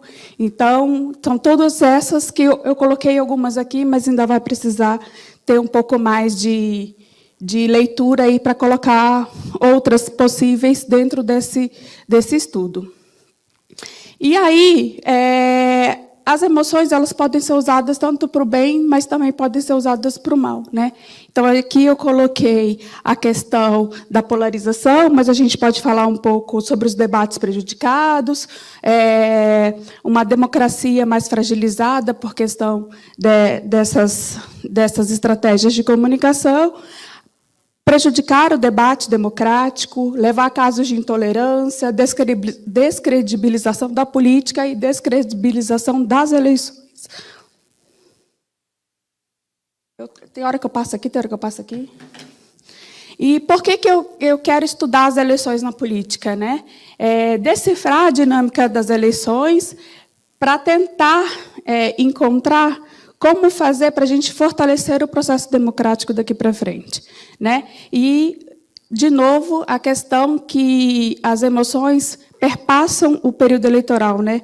Ele traz para a comunicação de mandato essa questão de ter, talvez, ali uma representação mais equilibrada, evitar a manipulação. O objetivo geral do trabalho é pesquisar e aprofundar a análise da manipulação das emoções nas campanhas presidenciais de 2014, 2018 e 2022. Não sei se vai ser possível, né? Mas a ideia é essa. E os objetivos específicos, até a época que eu coloquei a submissão desse trabalho, eram essas três, mas a própria professora Giovana já fez algumas considerações sobre os objetivos específicos do trabalho. E, por enquanto, até o momento, o uso, né, da evolução do uso das emoções nas campanhas eleitorais, a caracterização das estratégias emocionais e como é que esses usos foram feitos nessas campanhas. Como ainda estou trabalhando com algumas teorias, tem mais do que essas, mas essas são as principais. Então, é a teoria da inteligência emocional, o papel das emoções na decisão política e as estratégias afetivas na qualidade da democracia e também na qualidade da representação política. São esses os autores, e não vai dar tempo de falar muito sobre eles, mas a metodologia também já passou por uma pequena alteração, mas revisão de literatura, análise de discurso, que vou pegar todas as vinhetas de campanha, né, para fazer análise de como esses usos foram utilizados, entrevistas com especialistas, que é para ver qual que era o intuito que eles tinham a produzir aquela campanha, e aí, com todos esses dados, fazer a análise estatística. As suposições que eu estou trabalhando são essas, que são as influências das emoções, o papel das redes sociais, a polarização afetiva, o personalismo e as melhores práticas. Essas melhores práticas, com base nesses dois trabalhos, avaliar como tudo que já foi utilizado pode vir a ser melhor daqui para frente. Como a gente analisar, perceber e ver como esses usos foram feitos, tanto para o bem quanto para o mal, para a gente, a partir daí, ter melhores práticas do uso, né, dessas emoções na comunicação. Importante falar, né, que a gente está numa casa que vê tudo isso acontecer, né, que tem essa abertura para interagir e respirar e falar sobre política o tempo inteiro, a gente só fala disso, né, então é um espaço privilegiado para a gente estar debatendo, observando, interagindo, conhecer ali, né, os agentes, os atores que fazem isso na prática o tempo inteiro. Então, o local de pesquisa vai fazer com que esse trabalho tenha aí uma outra visão do que se ele fosse feito num outro local. E, já partindo aqui para as considerações finais, o que eu quero com esse trabalho é promover, né, através dos resultados da pesquisa, um debate sensato e ponderado para benefício de toda a sociedade brasileira, que é para a gente ter uma política mais ética e representativa, depois de a gente saber como usar isso de forma responsável. Então, aqui são os meus dados. Quem quiser contribuir aí com alguma dica, sugestão, leitura, sei lá, qualquer coisa, conversa, debate, sei lá, tá aí. Obrigada. Obrigada, Mirela. Passamos, então, para a apresentação da Paula, que vai apresentar pelo Zoom, Comunicação dos Gabinetes Parlamentares Locais, um estudo sobre as estruturas e estratégias dos mandatos na Câmara Municipal de Curitiba. Gostaria de lembrar, pessoal, que eu já estou recebendo aqui considerações e questionamentos para os expositores. E logo que a Paula terminar, eu vou convidar vocês, quem estiver aqui, para sentar, compor aqui comigo, para a gente responder e começar o nosso debate, tá? Paula já está aí? Oi, Paula. Oi. Oi. Estamos lhe ouvindo.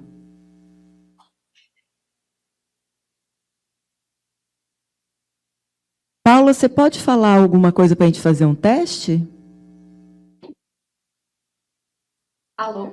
Oi, Paula.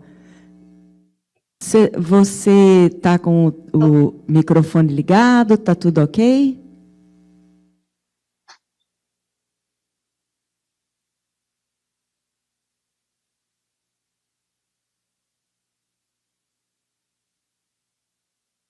Paula, você está acompanhando a gente? Que nós não estamos lhe ouvindo.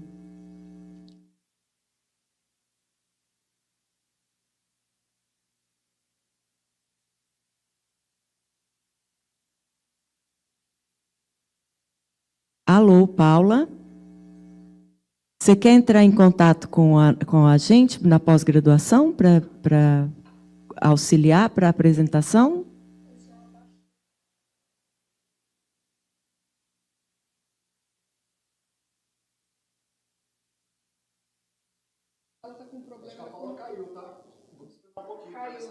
Vamos, ok. Como ela falar e eu apresentar, eu baixei o slide.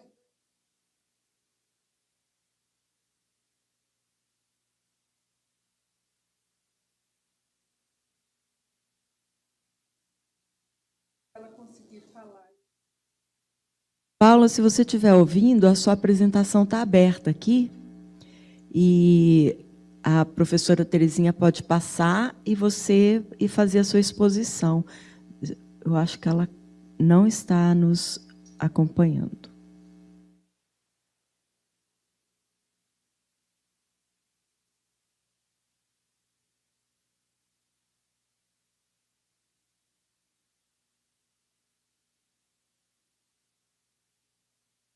Vamos aguardar um pouquinho, né? Gente, quanto tempo, tema interessante. Estou aqui com a cabeça a mil, fervilhando. Estou. Aí eu vou colocar os questionamentos, né? Aí quero ver se dá tempo de eu colocar uma questão minha para debate.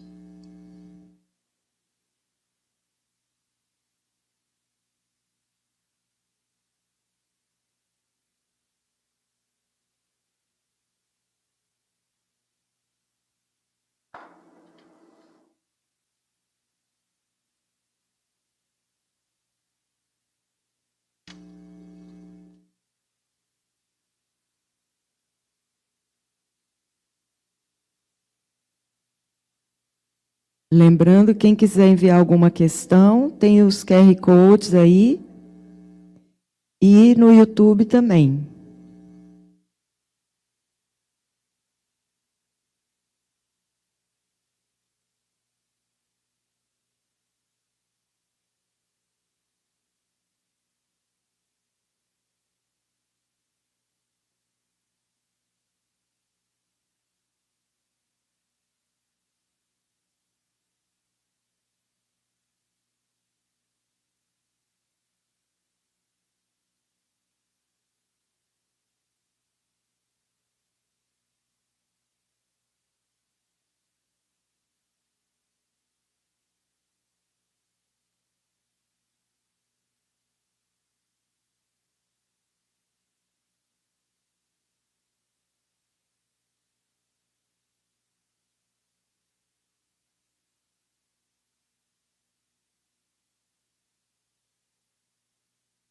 Vou aguardar mais um pouquinho, que nós conseguimos manter até bem o nosso tempo.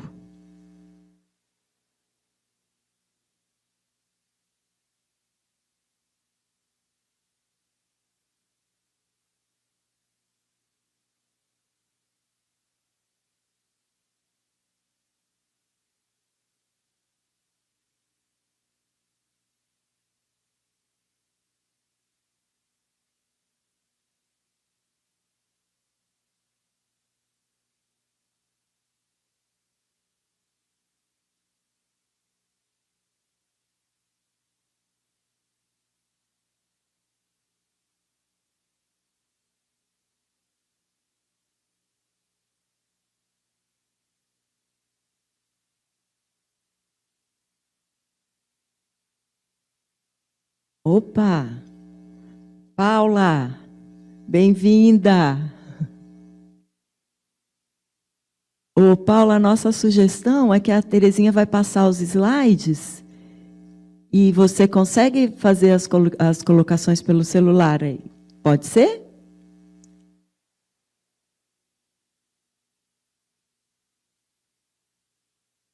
Não estamos lhe ouvindo. Está desligado o seu áudio. Oi, agora me ouve? Opa! Bem-vinda! Nossa, perdão, gente. Perdão, tive um probleminha técnico aqui, perdão. Acontece. Então, está preparada agora? Tudo certo? Tudo tranquilo, eu só vou pedir para o pessoal, se for possível, passar minha apresentação, porque Sim. Pelo celular. Uhum. Pronto, está aí na tela, você está vendo? Estou vendo sim, Então, a palavra é sua, 10 minutos, Paula.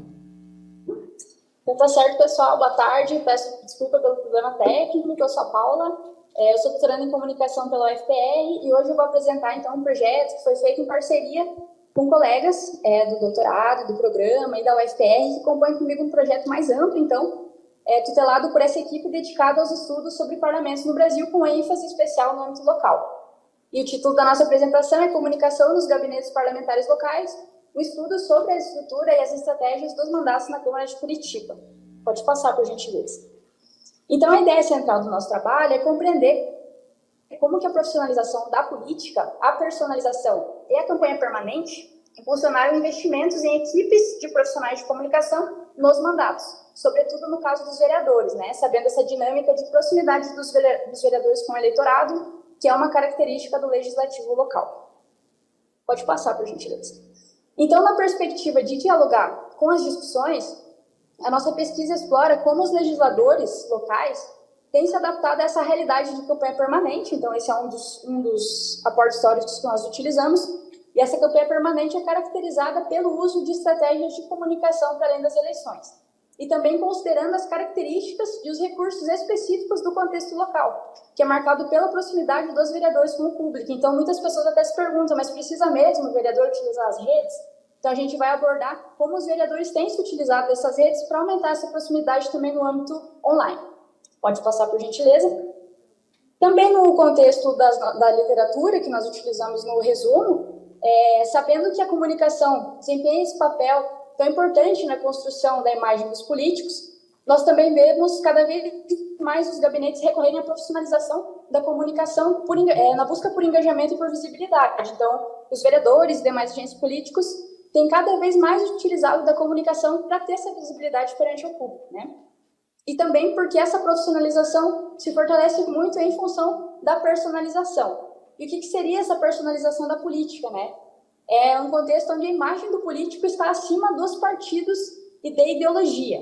Então, nós utilizamos disso também para fazer essa nossa observação. Aí eu peço para passar, por gentileza.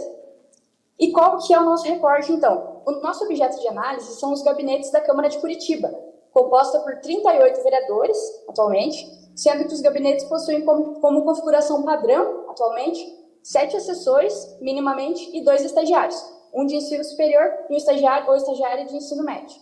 Mas essa configuração, ela pode variar, e liderança de partido, né, vereadores que são lideranças de partido, presidentes de comissão, e componentes da mesa podem ter mais assessores. Então, qual que é o nosso objetivo nessa observação que eu trago hoje aqui? É ver como que esses gabinetes, com esses assessores, que vai a partir de 7 assessores, têm se utilizado da comunicação. Se entre esses 7 assessores nós teríamos quantos assessores fazendo comunicação nesse caso? Pode passar, por gentileza. Então, o estudo ele se baseou em um questionário eletrônico. Então, a nossa metodologia se baseou nesse questionário eletrônico, que foi respondido pelos assessores de comunicação dos gabinetes parlamentares da Câmara Municipal de Curitiba. E essa coleta ela ocorreu de maio a junho deste ano, de 2023 agora. E para isso nós utilizamos e-mail, telefonemas e diversas tentativas presenciais. Esse questionário eletrônico ele abordou 6 eixos de interesse que a gente vai abordar a seguir nos nossos resultados. Pode passar, por gentileza. Então, nós chegamos agora finalmente aos nossos resultados. E é importante pontuar que esses nossos dados eles foram atualizados depois do nosso resumo. Então, quanto à participação, a amostragem foi composta por 31 informantes, o que representa 82% do total de gabinetes. Desses, um nos respondeu destacando que não participaria. Então, ele nos respondeu, mas ele respondeu falando que não participaria da entrevista, e os 30 demais gabinetes responderam que iriam nos auxiliar nessas respostas. Então, pode passar. Então, dos 30 que responderam ao questionário, 29 alegaram possuir assessores responsáveis pela comunicação do mandato. Ou seja, pelo menos uma pessoa é dedicada a cuidar da comunicação entre esses 7 assessores. E na sequência a gente vai mostrar quantos desses assessores são esses profissionais responsáveis por cuidar da comunicação do gabinete, então. Pode passar. Então, na sequência, nós observamos quanto eram esses profissionais por gabinete. Dos 30 informantes, 10 mandatos nos responderam que possuíam 3 profissionais dedicados à comunicação. Esse eu acho que é no próximo slide, se eu não estou enganado. Se puder passar para nós, por gentileza. Isso. Então, na sequência, nós observamos quantos profissionais que são os responsáveis pela comunicação do gabinete. Dos 30 informantes, 10 mandatos confirmaram que possuíam pelo menos 3 profissionais dedicados à comunicação, enquanto 9 possuem 2 profissionais da área. E desses 3 desses mandatos possuem 4 profissionais, ou seja, são 23 gabinetes com mais de um profissional de comunicação. E, por fim, 7 mandatos possuem um profissional e apenas um deles não possui ninguém, né? O que se imagina que o próprio vereador cuida dessas redes. Pode passar, por favor? No segundo ponto do estudo, nós buscamos compreender a formação desses profissionais. Então, a gente verificou que 70% dos mandatos, ou seja, 21% desses gabinetes, possuem profissionais com formação. E 5 deles não possuem nenhuma formação, sendo que 4 não nos informaram. Então, por mais que nós tivemos perguntado isso no questionário, não nos responderam. Pode passar? Passar mais rápido. De modo mais específico, então, nós observamos quais que eram essas formações. E dentre os 43 profissionais com formação na área, as graduações que mais apareceram foram jornalismo, com 42%, publicidade e propaganda, com 23%, e marketing, com 19%. Relações públicas, comunicação institucional, como a gente pode ver, design aparece menos entre esses profissionais. Pode passar? Em outro ponto, nós observamos o investimento em equipamentos para esse exercício da comunicação, que isso também é muito importante, né? 9 gabinetes responderam que os investimentos em estruturas são dos assessores, que lançam mão dos equipamentos próprios, então os gabinetes não fazem esse investimento, são os próprios assessores, e 67% responderam investir em equipamentos próprios do mandato. Pode passar. Já os principais equipamentos do mandato para o exercício da comunicação foram celulares próprios, seguido de computador e depois de câmera fotográfica. Pode passar. Os gabinetes também descreveram equipamentos secundários, que eles utilizam menos e que são tripés, iluminação, estabilizadores, software de aplicativos, e alguns deles, um desses gabinetes nos respondeu que possui até mesmo drone. Então, esses números, o que eles refletem para nós? As condições e recursos disponíveis em cada gabinete, demonstrando essa pluralidade de infraestrutura de recursos tecnológicos utilizados. Pode passar. Nós também questionamos o foco principal da comunicação dos mandatos, se online ou presencial. Eu acho que está no das redes, né? Então, a gente perguntou sobre as principais... Então, aqui nesse slide, a gente questionou o principal foco da comunicação dos mandatos, se online e presencial, né? Pois poderíamos ter respostas diversas. 70% destacaram a prioridade para a atuação online, 20% a importância de ambos, para online e impresso, enquanto 3% respondeu que prioriza a comunicação presencial com distribuição de material impresso, por exemplo. Agora sim, pode passar, por gentileza. Sobre as principais redes utilizadas, nós pedimos para que esses gabinetes nos destacassem a ordem de prioridade para cada rede. E o maior foco, como a gente pode ver, foi para o Instagram, mas alguns destacaram o uso de sites, WhatsApp e até mesmo e-mail, como uma rede para o contato com o público. Pode passar. Enquanto isso, a rede ou plataforma secundária mais usada, como a gente pode ver, é o Facebook, seguido pelo WhatsApp, e alguns destacaram também o uso do Twitter, YouTube e TikTok. Agora, pode passar, por gentileza? Por fim, ainda, enquanto os resultados, né, esse é um dos últimos resultados, nós abordamos o uso das métricas para avaliar o impacto das ações de comunicação. 60% dos mandatos, ou seja, 18 gabinetes, utilizam métricas e afirmaram utilizá-las para melhorar esse engajamento e otimizar a produção do conteúdo, e 30% não usam. Aí pode passar, por gentileza, para nós? Aí, como conclusões, há registro desse efeito da profissionalização, como a gente pode ver, 97% dos 30 vereadores possuem assessores. Também a gente vê essa pluralidade profissional, né, com muitos jornalistas trabalhando, o investimento nessas ferramentas plurais e o uso de métricas e também de redes. Pode passar. Aí, como encaminhamentos, cabem estudos futuros, né, a partir desses resultados, compreender a relação entre esses números de profissionais e o êxito da comunicação, o papel de cada profissional dentro das equipes. Então, tem 4, 2, 3 profissionais, que esses profissionais fazem, né? E também o aprofundamento dessa relação entre o aspecto político e o partido e o investimento na profissionalização da comunicação. É isso, pessoal. Muito obrigada, eu fico à disposição. Muito obrigada, Paula, pela exposição. Então, conforme o nosso programa, eu gostaria de convidar os expositores para compor aqui comigo, porque nós temos algumas questões e comentários. Enquanto vocês se aproximam,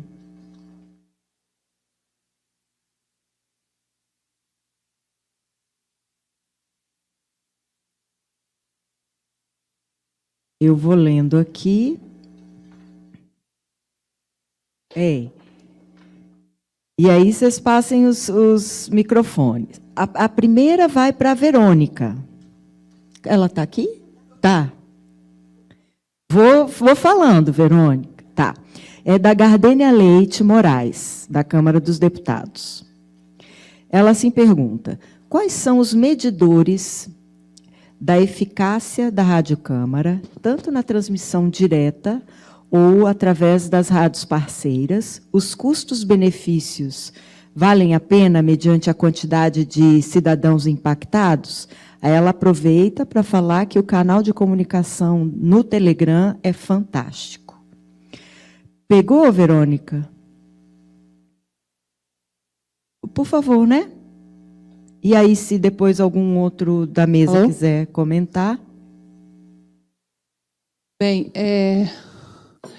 a minha necessidade, meu incentivo para fazer a pesquisa foi justamente que a gente não tem muitos canais de medição. Essa resposta, eu acho que até Ana Marúzia vai poder falar melhor, né, que é o setor dela, de certa forma, tenta usar as ferramentas que estão disponíveis para avaliar acesso ao nosso site, acesso às nossas redes sociais. Ela gera um relatório periódico em relação a isso, mas é preciso entender também que a rádio está em várias plataformas, né? Então, para o FM, a gente teria a ferramenta de Ibope, mas ela nem sempre é contratada. Se não me engano, a última vez que ela foi contratada foi em 2014. Mas a gente tem que ter uma certa, vamos dizer assim, preocupação, um cuidado ao falar de Ibope, porque a Rádio Câmara ela só existe como FM em Brasília, no Distrito Federal, onde ela não é conhecida, mas ela chega no Brasil inteiro por várias outras plataformas, que são essas que, além das rádios parceiras, tem o canal do YouTube, tem as redes sociais, tem a Voz do Brasil, que uma parte dela é feita pela Rádio Câmara, e vão matérias, reportagens da Rádio Câmara. Então, são vários canais, e não dá para a gente reduzir todo esse trabalho a uma pesquisa de Ibope, né?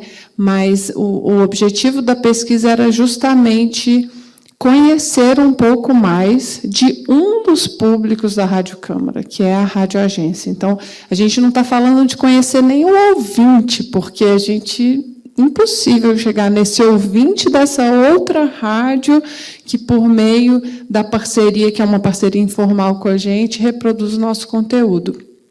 Agora, em termos de eficiência, né, de medir, isso é bem conceitual, né? Com quem que a gente está falando?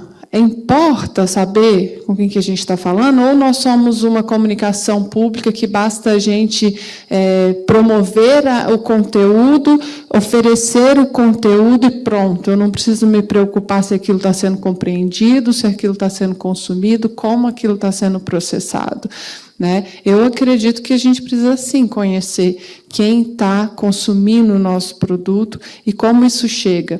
E isso me leva até uma outra pergunta de pesquisa muito mais complexa do que essa pesquisa que eu fiz, que é o fato do meu conteúdo, que é Câmara dos Deputados, chegar nas rádios, no ouvinte final, por meio de uma outra emissora com quem aquela pessoa tem um vínculo afetivo, tem um vínculo de confiança, e essa confiança meio que é carregada, porque é aquele locutor em quem aquela pessoa confia é que está trazendo a informação da Câmara dos Deputados. Será que isso é transferido, né? Então, não sei se eu respondi bem à pergunta dela, mas é o que eu posso falar no momento. E tem até um link com o que a Marúzia falou também, expôs, né? Que é a mensagem, você passa uma informação, você comunica. Mas como aquela pessoa vai interpretar, processar e repassar a mensagem, né, são outras coisas, né? É um outro tipo de conversa, né? Agora, já para te pegando, Marúzia, a Adriana Rezende, ela pergunta o seguinte: foi feita alguma pesquisa para... Peraí, gente. Foi feita alguma pesquisa para saber o perfil dos usuários do TikTok da Câmara? Por exemplo, o público adolescente não se interessa por projetos aprovados que afetem suas vidas? Ela pergunta. Não seria interessante um vídeo sobre como foi tal votação, ainda que fosse em linguagem bem informal? Acho que ela está falando de chegar nos adolescentes, né? Que é o tema lá do plenarinho também, né? Obrigada pela pergunta, Adriana. O TikTok é uma rede muito peculiar. Entre outros motivos, porque você consegue chegar a um público que não necessariamente te segue. O conteúdo do Instagram, eu posso dizer, sem sombra de dúvidas, que quase que 90%, 100% do que a gente produz é acessado pelos nossos próprios seguidores. E o TikTok não. Por quê? Porque o algoritmo dele é diferente. Ele entrega conteúdos de acordo com o engajamento que esse conteúdo vai tendo, mesmo que a pessoa não siga você. Então, à medida que você publica um vídeo, as pessoas vão gostando, vão comentando, e isso vai sendo entregue exponencialmente a um grupo cada vez maior. E isso faz com que fique mais difícil a gente saber quem é que está consumindo a gente. Mesmo entre os nossos próprios seguidores, a própria plataforma ela não dá tantas informações assim. Ela fala um pouquinho sobre onde que essa pessoa mora, se é homem, se é mulher, fala um pouquinho sobre a idade, mas ainda os dados são muito limitados. Outra característica é que no TikTok muitas pessoas entram de uma maneira diferente de outras redes, em que elas colocam o próprio nome, porque é uma rede social que ela vai ter, inclusive como encontrar parentes, amigos, colegas da época da escola. No TikTok, a grande maioria das pessoas estão com codinomes, estão com apelidos, que torna ainda mais complicado você entender que público é esse. Mas eu acho muito interessante que a gente, de algum modo, consiga descobrir um bom instrumento para saber quem são as pessoas que estão consumindo nosso conteúdo. No início da conta, o TikTok era muito experimental. Aliás, ainda é. E se você observar os primeiros vídeos que a Câmara produziu, é uma verdadeira coxa de retalhos. Porque tem várias linguagens, tem desenho animado, tem gente falando para a câmera, tem conteúdo engraçado, tem conteúdo mais sério, a gente foi testando. E esses conteúdos que falam sobre, principalmente, as obras de arte, os edifícios, as curiosidades que a Câmara tem, chamam muito mais atenção, consegue ter muito mais engajamento do que qualquer conteúdo mais político, de caráter mais político. E é muito, muito estarrecedor, eu diria, você publicar um vídeo em que as pessoas não sabem diferenciar poder executivo e poder legislativo e acharem, por exemplo, que o Lula está aqui. Recentemente, a gente fez um vídeo sobre presentes protocolares e eles falaram dos containers. Aí eu falei, gente... Então, assim, é um público, não somente de adolescentes, mas de pessoas que têm pouquíssimo acesso a qualquer tipo de informação política, e a ideia é exatamente utilizar essa linguagem mais bem-humorada e esses temas de mais curiosidade, das obras de arte, do processo de restauração e assim por diante, para poder trazer essas pessoas mais para perto da gente e só depois ela ter acesso a outras informações um pouco mais profundas. Então, é uma estratégia de branding, né? Está aqui a Mirella, é uma estratégia de marca, sim. Então, as pessoas elas passam a ver a Câmara de uma maneira com mais boa vontade, para só depois a gente se sentir mais confortável para poder colocar um conteúdo um pouco mais denso. É estarrecedor. A gente está lidando com coisas muito novas, né? E dois aspectos que eu acho interessantes dessa discussão como que a comunicação, essa era desse tipo de comunicação por meio da web, de tecnologia, de mídias e redes sociais, né, é uma coisa nova que a gente está se aproximando e começando a usar, né? Eu gosto quando a Mirella fala para o bem e para o mal, né? mais como uma alegoria, né?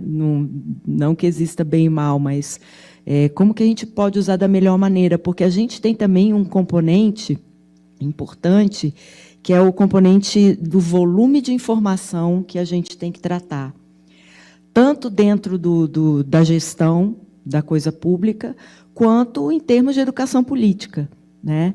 Para mim, a questão da escalada de informação é uma coisa, assim, um grande desafio, porque a gente fala de educação política, mas como que a gente vai fazer com que as pessoas compreendam todo tipo de tema? A gente está falando de educação, de segurança, de orçamento, de saúde, de questões hídricas, enfim, de energia. Então, são muitos, muitos temas.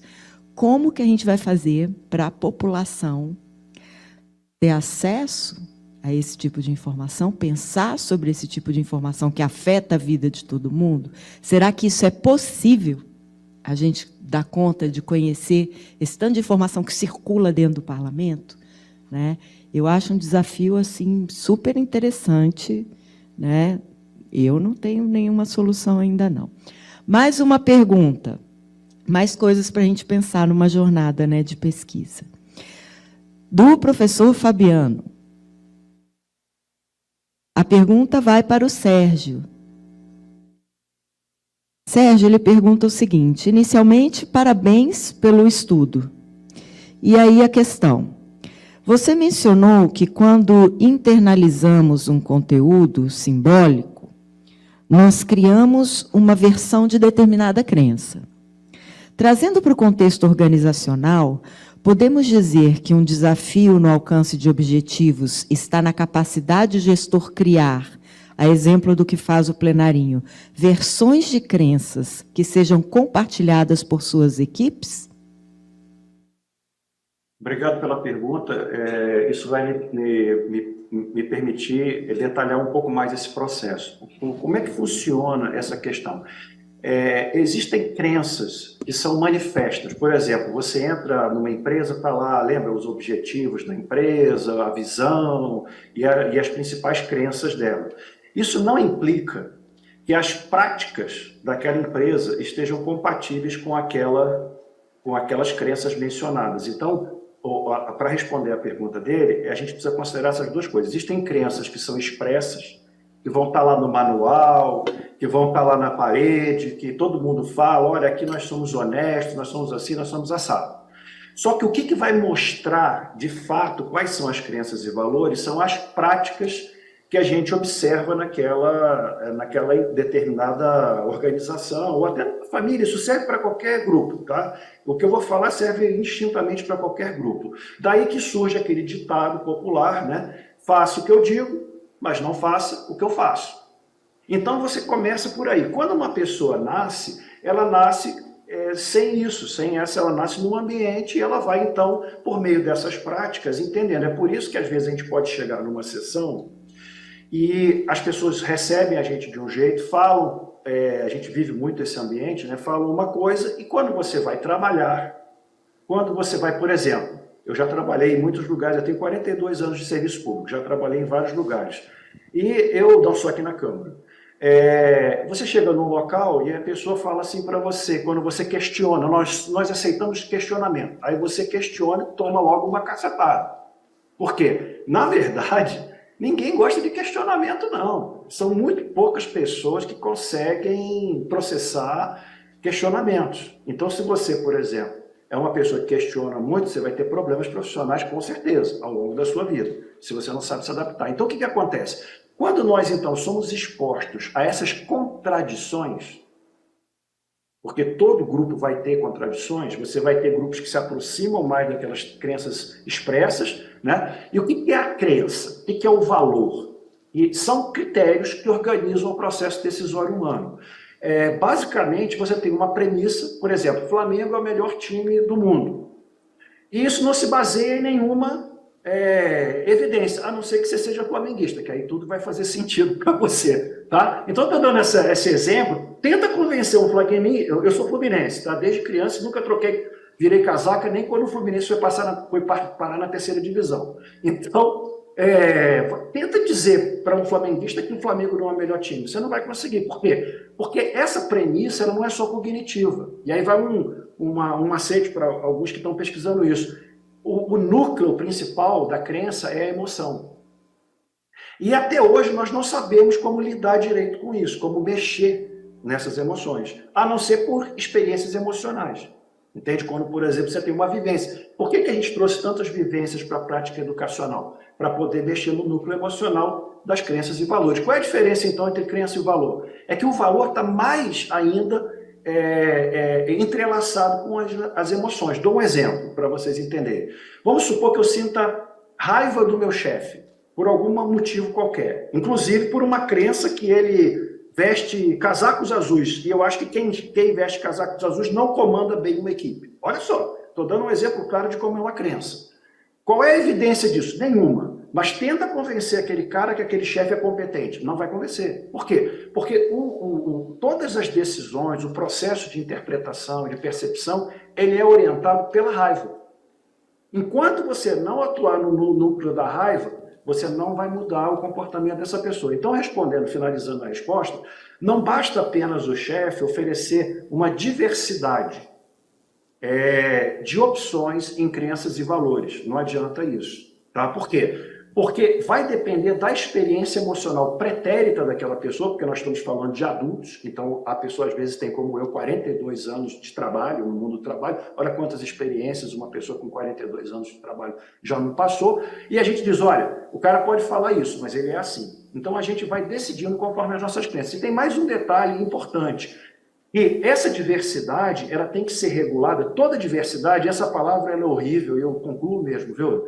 Ela é horrorosa porque ela foi capturada pela dimensão sexual, da opção sexual. Diversidade, entendo que eu estou falando de diversidade, no maior amplo conceito possível que essa palavra possa ter, de pensamentos, de comportamentos, de preferências das mais variadas possíveis e não só da orientação sexual de uma pessoa. Tá? Então, diversidade, ela é, digamos assim, regulada por um outro valor muito importante, que é a renúncia. E aí eu concluo. Enquanto essa pessoa daquela sessão não for capaz de renunciar às suas concepções, ela não consegue se ajustar. Entende? Então, essa é digamos assim, ele apresentou um lado da equação, que é oferecer a diversidade. Aí, o outro lado da equação é como é que você promove a renúncia. Entende? Então, aquela pessoa tem que estar disposta a renunciar, ainda que parcialmente, às suas crenças, principalmente reconhecendo que emoções orientam aquele processo decisório. Então, é assim, mais ou menos, que eu posso resumir um dos temas mais complexos que tem na psicologia, que é a questão das emoções e como elas influenciam o nosso processo decisório.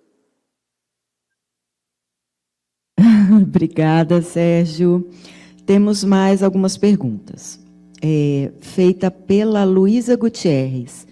Ela abre para todo mundo da mesa que quisesse colocar, mas mais especificamente para o pessoal da área de comunicação e jornalismo. Ela fala o seguinte: um dos discípulos de McLuhan, o também professor Derek de Kerkhoff, tem uma frase que ela gosta bastante. A última fronteira da relação biotécnica entre o homem e a máquina é a interface. Ou seja, uma tecnologia aperfeiçoada é capaz de passar a fazer parte do nosso corpo até o ponto em que ambos se tornam apenas um, como foi abordado. Com isso, partindo do princípio de McLuhan, onde diferentes meios estimulam novos graus de participação, o que fazer hoje para estimular a participação popular nas decisões do parlamento, manter a maior objetividade possível na elaboração das matérias, fortalecer a democracia e atuar na qualidade da comunicação pública e o que ela entrega aos outros diversos canais e veículos de comunicação? Resolvemos o problema do mundo aqui, né, Luísa? Alguém quer comentar? Pode ser partes, pode ser...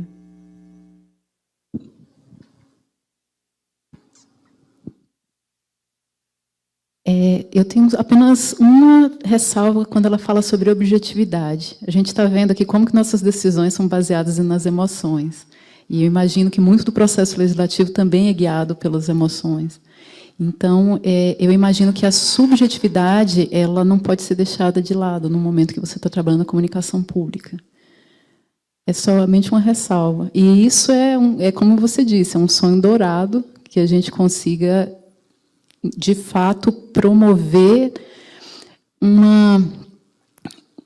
você conseguir encontrar as pessoas onde elas estão e elas poderem utilizar também dos seus próprios meios, suas próprias linguagens, suas próprias subjetividades para poder participar desse processo, um processo que diz muito respeito a elas.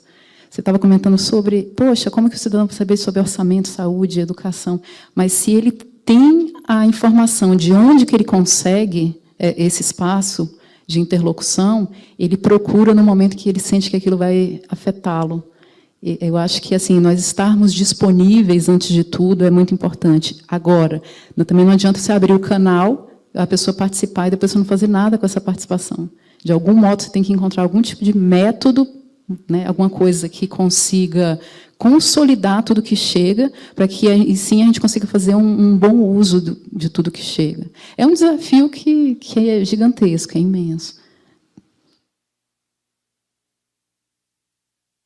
Eu não sou jornalista, mas eu gostaria de compartilhar uma experiência pessoal na perspectiva do terceiro setor, né? Eu venho de um deserto de notícias, uma cidade no Ceará que passou por um processo de desterritorialização compulsória, e o meu grande sonho era ser jornalista, né, aos 12 anos. E fruto desse deserto de notícias no qual eu estava inserido, eu decidi criar uma plataforma de comunicação comunitária no semiárido, focada no acompanhamento da Câmara do meu município.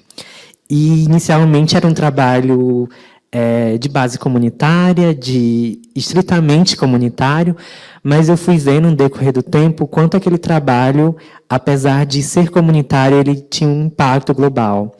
Isso porque a minha cidade ela tem 10 mil habitantes, mas a minha plataforma comunitária que eu criei aos 12 tinha 200 mil acessos. E, especificamente, dos jovens e para os jovens. Então, eu percebi que a comunicação de base comunitária, no contexto no qual eu estava inserido, tinha um efeito muito positivo, porque ela aproximava as pessoas e ela também retornava a essas pessoas conhecimentos que elas próprias produziam. Então, a partir desse trabalho, nós formávamos lideranças comunitárias para atuarem como comunicadores locais, tanto na sede quanto na zona rural da cidade. E, a partir disso, nós ministrávamos oficinas de capacitação, como você pode analisar a tramitação de um projeto de lei lá na Câmara, como você pode entrevistar um parlamentar de forma a pautar ações que a população está interessada. Nesse contexto, eu percebi o quanto é importante a gente investir nas bases, né, no contexto local de que a gente está inserido, pensando que isso também é fazer global, né? A gente consegue mudar a estrutura global a partir das nossas próprias comunidades, especificamente em contextos como o meu, de comunidades tradicionais que passaram por processo de desterritorialização e que também, assim como a maior parte dos municípios, são desertos de notícias, né? Então, queria compartilhar essa experiência também. Obrigada, Francisco. Pessoal, infelizmente, eu acabei de receber uma mensagem que a gente tem que terminar. Para variar, eu ia ficar aqui até... Agora que eu vi que é quase 6h30. A Câmara faz essa tentativa em vários aspectos, e a gente tem que saber reconhecer isso, né? A gente tem o jornalismo da Rádio Câmara, que oferece transparência lá, o plenário, 100% em tempo real. Depois tem o jornalismo aprofundado, que tenta explicar em várias linguagens diferentes, com vários recortes diferentes. A TV Câmara faz documentários maravilhosos. A Educação para a Democracia, aqui do CEFOR, com vários recortes para professor, para estudante universitário, para criança, para estudante de ensino médio. Então, são várias frentes de atuação que a Câmara está fazendo. e não só a Câmara. Então, o mundo utópico, a gente tem que manter essa utopia, né? Passa por isso, por você ofertar e acreditar que se numa sala que você está falando para 50 pessoas, você conseguiu botar a pulga atrás da orelha de uma ou de um em relação às visões pré-concebidas, às crenças e tudo aquilo, você está mudando o mundo devagarinho, né? Isso aí, Verônica, obrigada. Pessoal, então eu vou ter que terminar. Gostaria de agradecer aos expositores e expositoras, agradecer ao nosso público que acompanhou até agora a nossa discussão. Todos deixaram o contato, caso alguém tenha alguma questão de pesquisa, ou queira contribuir, ou queira avançar um pouco mais, fique à vontade para entrar em contato. Parabéns pelos trabalhos, estão super interessantes. Eu gostaria de comentar todos, mas esse tempo é mais de vocês e da gente apresentar do que eu ficar nas minhas divagações também. Então, muito obrigada e eu encerro a nossa sessão agradecendo a todos e a todas.